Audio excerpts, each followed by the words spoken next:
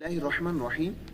अगर कोई औरत रमज़ान में दिन के वक्त अपने मखसूस अय्याम हैज़ व निफास से पाक होती है, तो क्या अब वो बकिया जो वक्त है, मिसाल के तौर पर अगर ज़ोहर के वक्त वो अपने मखसूस अय्याम से पाक हुई है, तो अब जो ज़ोहर के बाद का वक्त है वो रोज़ेदारों की तरह रहेगी या उस वक्त में कुछ खा पी सकती है?